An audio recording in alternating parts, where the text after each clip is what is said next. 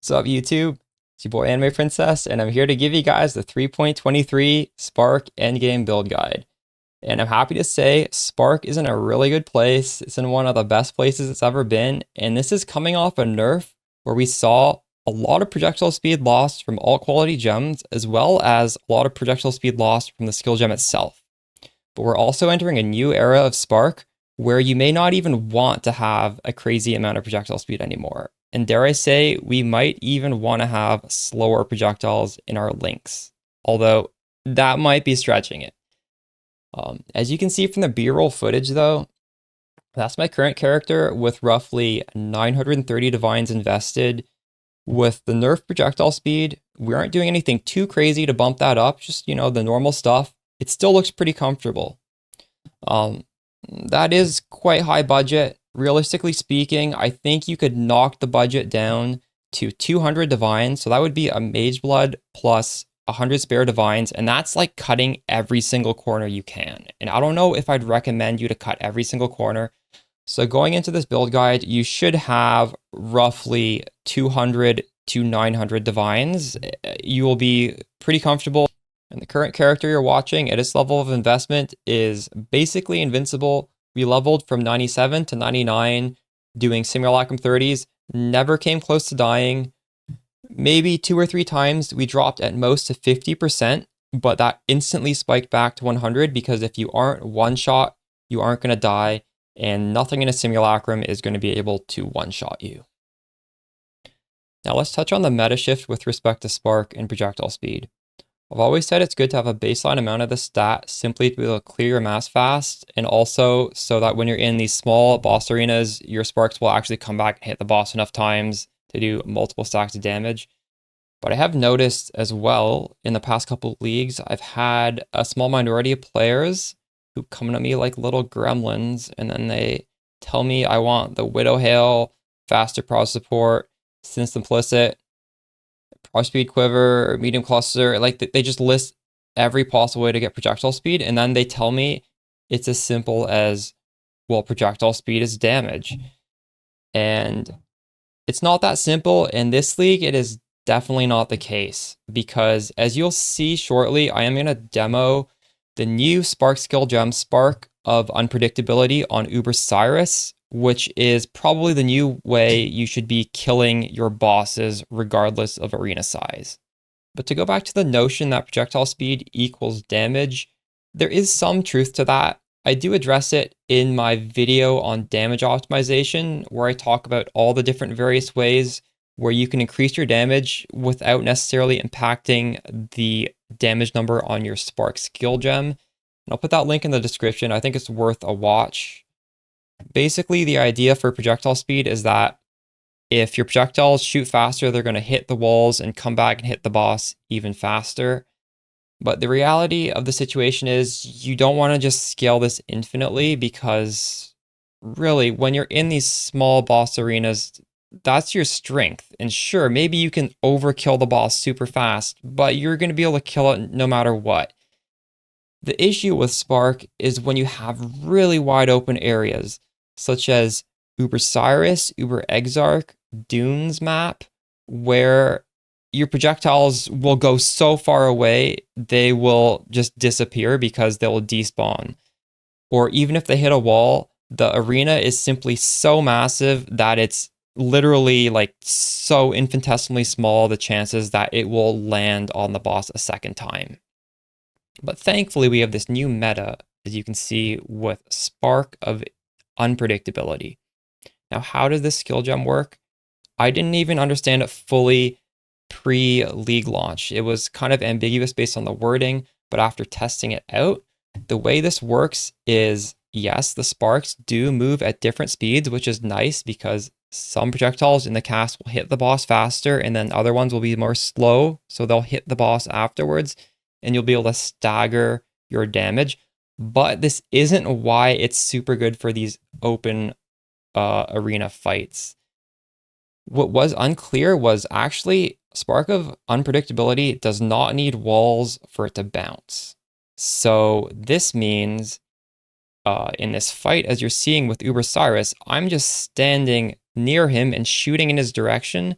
And these sparks are actually bouncing off of nothing, which helps them stay on top of the boss. But if you have too much projectile speed, they are going to have higher variance and they're going to shoot outwards. So in some bossing cases, you could possibly make the argument for even including slower projectiles in your links. And I'm not using it in this fight, and this boss is still dying super fast. In the past, you would need an aura stacker with like hundreds of millions of damage from a single spark hit to be able to do this comfortably. The character you're watching right now has only 15 million per spark hit, and it's still absolutely decimating this boss. So that's a really nice meta shift, and it sort of pulls the emphasis away from projectile speed, where you're going to want to have a decent amount of it simply to clear your maps, but you don't need it for bossing because this gem is just broken and it actually has negative synergy with projectile speed. I did record every Uber boss kill, but I do realize we should probably get into the meat and potatoes of this build guide, so I think we're gonna cut the B-roll now. If you want to watch the rest, they'll be posted on my Anime Princess VOD's channel in a video showcase. All right, let's hop into the POB and get started. All right, as you guys are probably well aware, this is not necessarily a budget or a league starter build, but if you're looking for either of those, I do have plenty of other Spark videos on my channel for that sort of stuff. What I'm providing is a path building in the video description that shows the passive tree we should be using, as well as all of the skills and the item set. And I've also went and made a shopping list in Excel.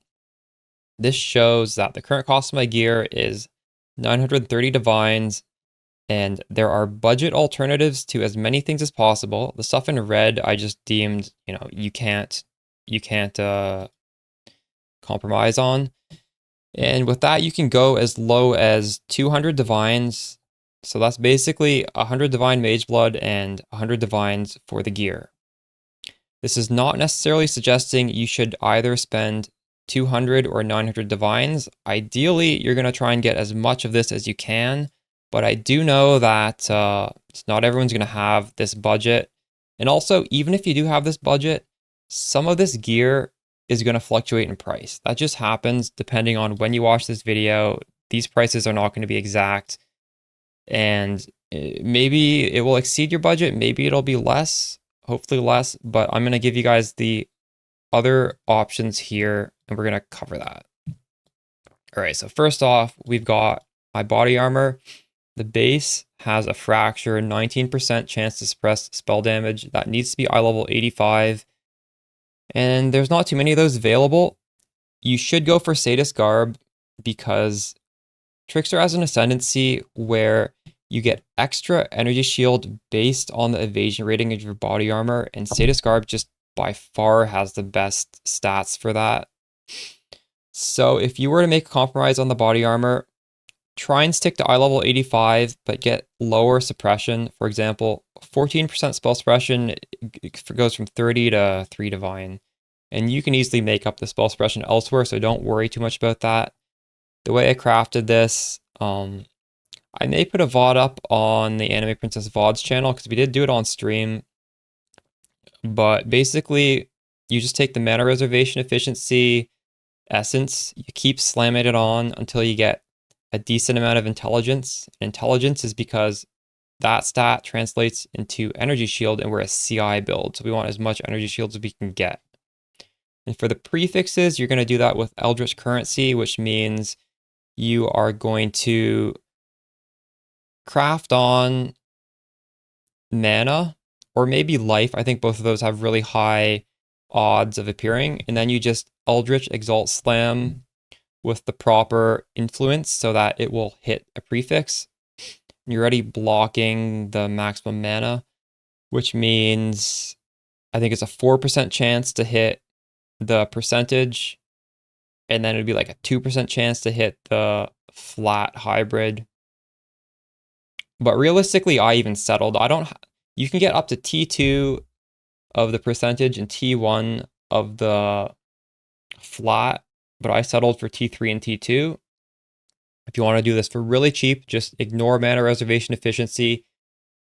you could just drop Dread Banner, for example, and then you simply hit dense fossils. It's really easy to get the prefixes, and then for suffixes, just try and get some intelligence in there. All right, so my crafting costs, I have 40 divines because it does take quite a few Eldritch Exalted Orbs and Eldritch Annuls before you actually hit the proper prefixes. That was pretty expensive. That's 70 divines, but you could easily do this for much cheaper. You could do, I think if you do it with the dense fossils, it's going to be even cheaper than 10 divines. It's going to be like 1 or 2 divines. Next up is the boots. We have Ralakesh. Now I went for a corruption that gives my auras +2 because, you know, extra levels on discipline is extra energy shield. The other two, grace, haste, they get a little bit better. It doesn't really matter. It's 4 divines with corruption. It's 0.2 divines if you go no corruption, and that's perfectly fine. You could skip the corruption. Next up are spark gloves. I have this at 150 divine. You can get a pretty good pair of spark gloves for as cheap as 15. So let's talk about the stats you want on this. For a basic 15 divine spark gloves, you want the suffix to have the 3.5% critical strike chance. You want it to have faster casting, although the level does not matter. You can get level 16, that's perfectly fine. And then the socketed spells have 70 crit multi. That's probably the stat on here that matters the most in terms of the tier. You may not be able to get 70% for 15 divines, but it'll still be fine. For the prefixes, you want faster casting. Again, the level doesn't really matter here.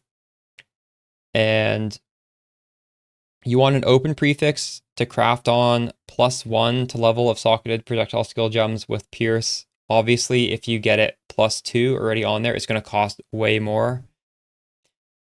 So that's how you would go for the budget versus the expensive version. Next up is the helmet. Now for the helmet, you can get a variety of fractures. The best fracture is actually fizz damage from hits taken as chaos, but Captain Lance has another trickster build, and I think he was using it. So that fracture cost a mirror, so we're not going to do that.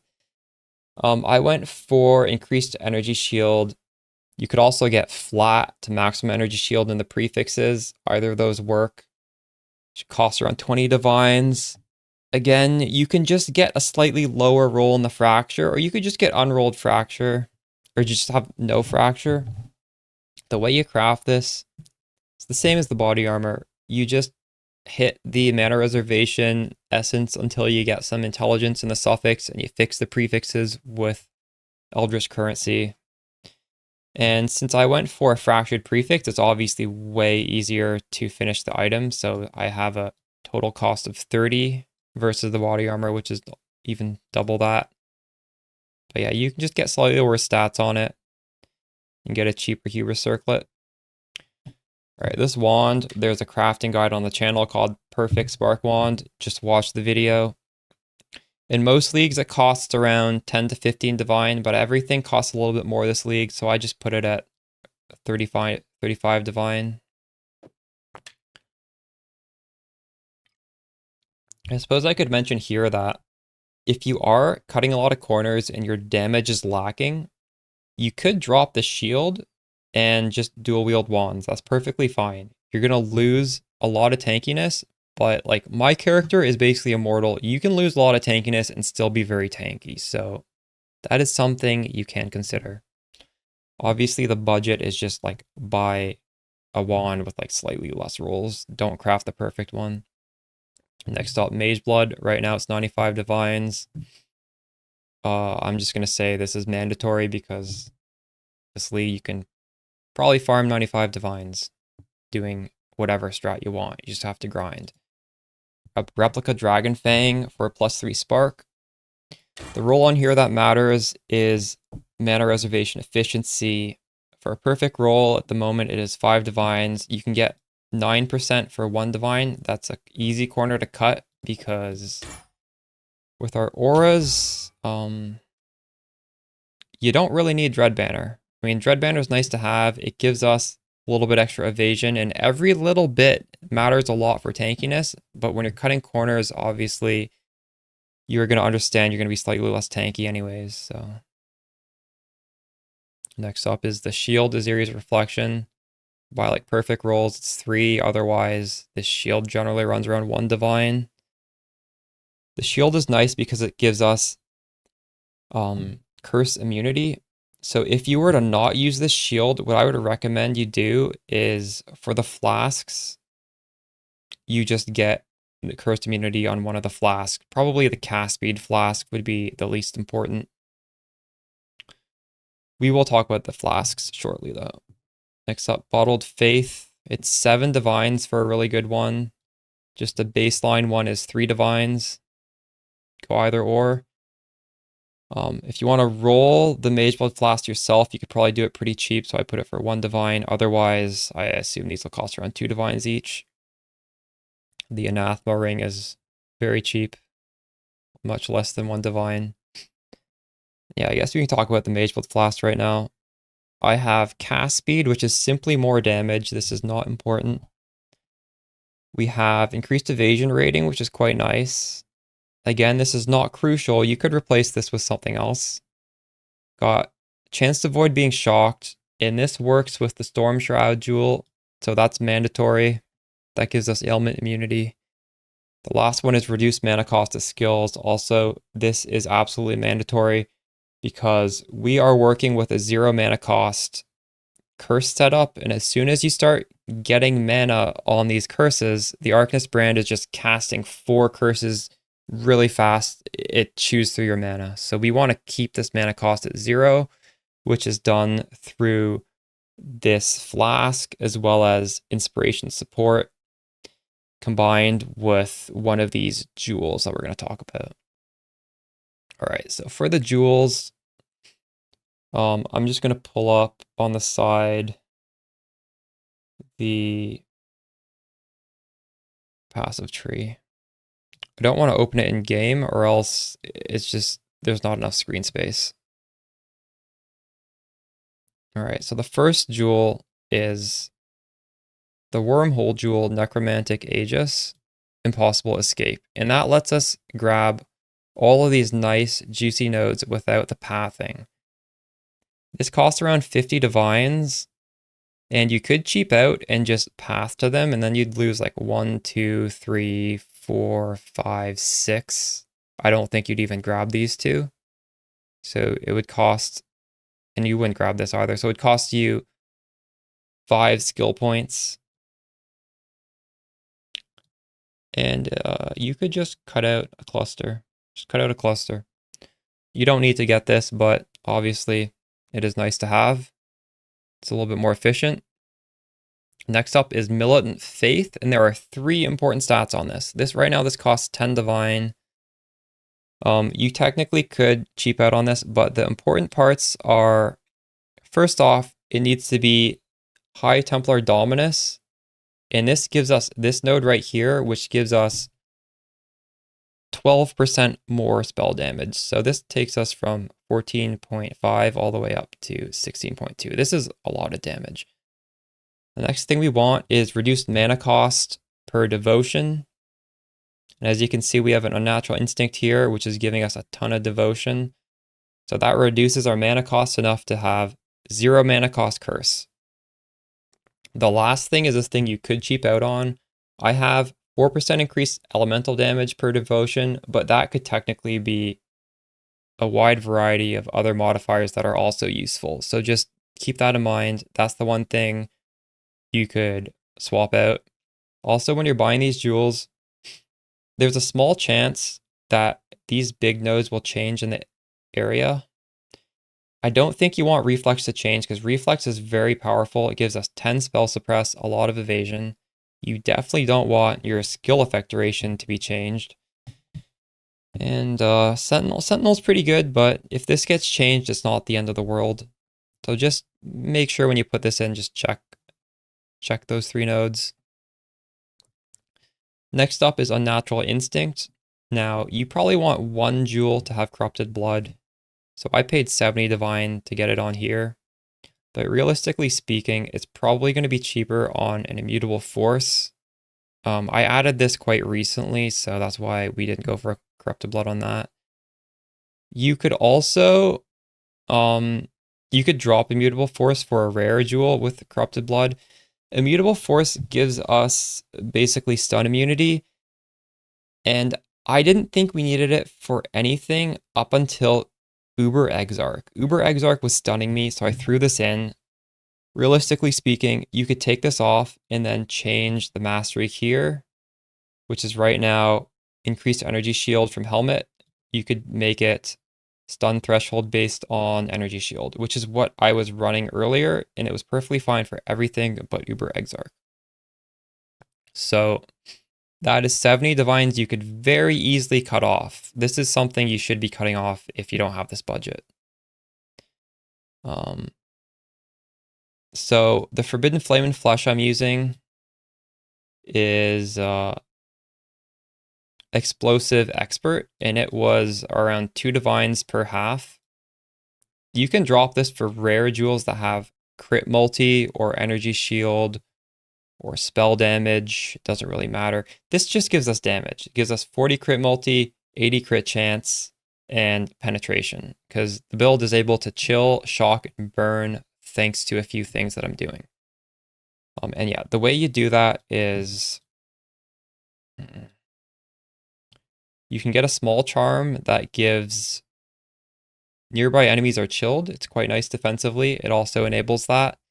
And for the ignite, as long as you have any amount of flat fire damage, and on our helmet, the Searing Exarch implicit is flat fire damage.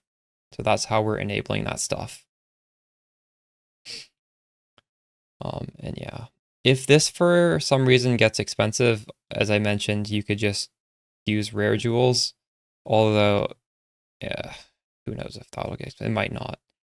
Large clusters, the clusters I use are around 5 divines. They're quite useful. I'm just going to say just spend the 5 divines.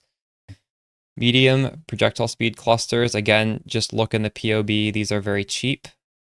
Storm Shroud, it's cheap. Watcher's Eye, I'd say I have 2.5 good mods. Actually, I might have 3. I have 3 good mods, but let's just say it's 2.5. I have, where is it?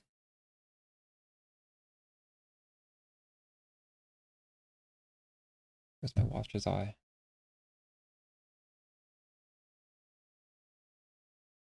Here. Oh, it's green. That's why I can't see it. I have double pen crit multi. You're probably not going to be able to find that.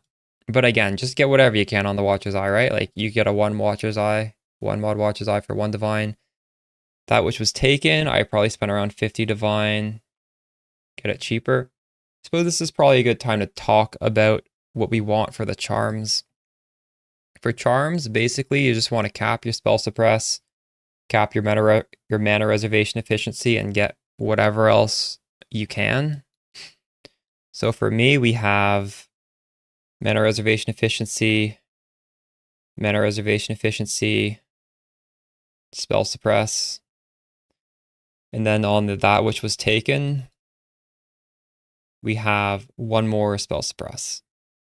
And I also have strength and intelligence in here. If you don't get it on here, you might be too low on strength and you might need to grab a skill point here, but that's fine. That would be perfectly okay. All right, so we're getting towards the end of the price list. Last up, for the skill gems, I have 2 Enlightened 4s, which you could drop to Enlightened 3s, and then you drop the Haste aura. I think Haste is the least important of our auras. Awakened Spell Echo is 7. Again, you could just use regular Spell Echo. However, Awakened Spell Echo gives us chance to do double damage, and chance to do double damage will give us a much higher shock. So it is advisable to go with the Awakened one. Awakened Lightning Pen, very cheap. And Spark of the Nova, level 21. It's 11 divine. If you have the money, you probably want to buy Spark of the Nova as well as Spark of Dissipation. Final thing on the price list is Frostblink of Wintry Blast. Let's actually go on a map quickly to demo it. You go so fast. It's crazy. For this, there's no supports. This is just because we have a lot of cast speed already. You can speedrun a map pretty easily. As for the skill gems, we have Spark in the 8-link gloves. Now, depending if we're doing mapping or bossing, we'll have either Spark of the Nova or Spark of Unpredictability in there, combined with Awakened Spell Echo, Energy Leech support, as well as Awakened Lightning penetration support. And if you see some people putting in Inspiration, that's probably because they're not reducing their mana as much on their version of the build. But we can't use Inspiration because that will take the mana cost down to 0. And when you're using Inspiration, you have to have a mana cost or else you lose out on Inspiration charges. And the charges are what give you the damage. So make sure you don't put on Inspiration unless you can get your mana cost to 1. But even then, this is more damage anyway, so there's really no reason to do that. We have a 6-link curse setup that casts 4 curses, and the other 2 links are Arcanist Brand, which is what is auto-casting the curses, as well as Inspiration Support, which is helping get those curses down to 0 cost. So the curses are Ellie Weakness, Sniper's Mark, Punishment, and Conductivity. And to calibrate Punishment in your path of building, see, Punishment does 60% increased damage when the enemies are on low life. You can't check enemies are on low life because then it's going to give us too much damage. So instead you go to the config and you type in nearby enemies take 30% increased damage. We have Frost Blink is a 1-link. We have Frost Shield as well as a 1-link, and Steel Skin on left click. Just need a moment to catch my breath. Now we have Divine Blessing for a 0 mana cost Wrath. And then since we are using a 6-link setup to get the 0 mana cost on the curses, that means we have to split up our auras into 2 4-links. So we have to use 2 Enlightened 4s, which gets a little bit pricey. You want to put the ones that benefit from +2 levels in the boots, which would be Discipline and Grace and Haste. And in the helmet, we are putting in Zealotry. I have a Precision in here simply because my Watcher's Eye gives me multi for Precision. Otherwise, you don't need to have Precision. And Dread Banner, this boosts up your chance to evade. Now, we're looking POB. I'm at 93% evade chance. When you go from 90 to 95, you're essentially doubling your evade chance. So we're already able to get really high. So every tiny little bit of extra evade chance is really important. And we're getting a little bit from Dread Banner, and we're also getting a little bit from our chance to blind with Disorienting Display. Now we can move on to the passive tree. As for our ascendancies, we are going for 1 step ahead, which sets our action speed at 108% of base value. Now, this does stuff like prevents you from being frozen, but we're already ailment immune. It'll also help us go regular speed on chilled ground and stuff like that, so it's handy for other stuff. Also, increases of action speed. You just get a faster movement speed. You're going to cast faster, so you get more damage. It's just really nice feeling. Polymath gives us a more multiplier for each of our masteries. So make sure when you're speccing this tree, you grab every single mastery for the wheels we get, except if you have multiple ones from a mastery. For example, we have 2 reservation masteries. You aren't going to get a 6%. You're still only going to get 3%. Just keep that in mind. The last 2 are Escape Artists. This is what makes our Sadist Garb so high value. And Soul Drinker gives us Overleech, which synergizes really well with our defenses. We have a lot of Fizz taken as Ellie. We have some endurance charges. We have really high Ellie mitigation. We have Ghost Shrouds mitigating. We have a lot of these defenses that stop us from being one-shot. And if anything ever gets through and we take some damage, the Soul Drinker is going to make sure we instantly shoot back up to full. So we're just going to be basically invincible. And to talk about that a little bit, let's look at the path of building. We have an ES leech rate, which is pretty high. This is almost like 40% of our total energy shield. We leech 2,700 per second out of a 6,500 pool of energy shield. And this is accomplished through using Ghost Reaver, which doubles it, as well as taking this wheel down here, and to get Ethereal Feast, we just get such a massive energy shield leech. You do want to hit high critical strike chance. Some ways to get it that we haven't done here would be, you could go for the mastery 60% increased critical strike chance against enemies with lightning exposure. We do inflict lightning exposure through our awakened lightning pen. You could also get some more crit chance by dropping immutable force for the jewel Rational Doctrine. This gives us 100% critical strike chance. Don't worry about getting the strength to get the double bonuses for that. The jewel's really strong even just with having intelligence as your highest.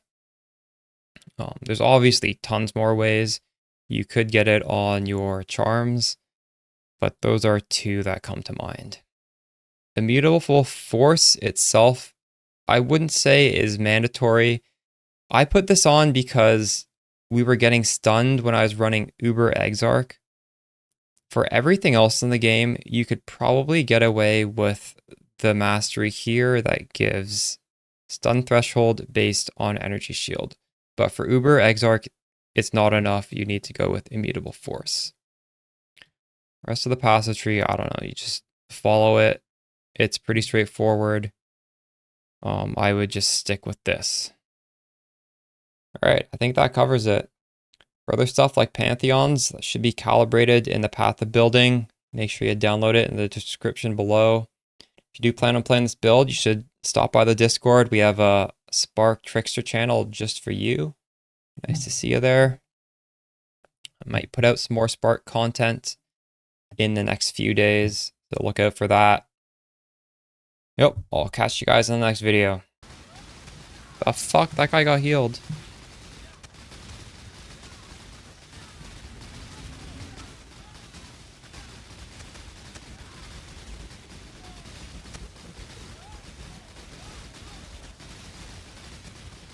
They're both invulnerable. Forever. Oh my goodness.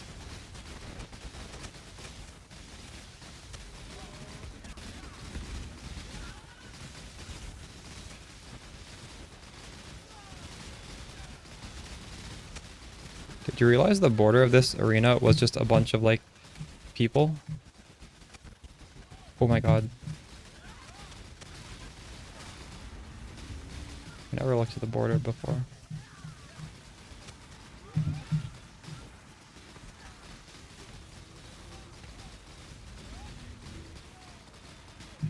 Shit.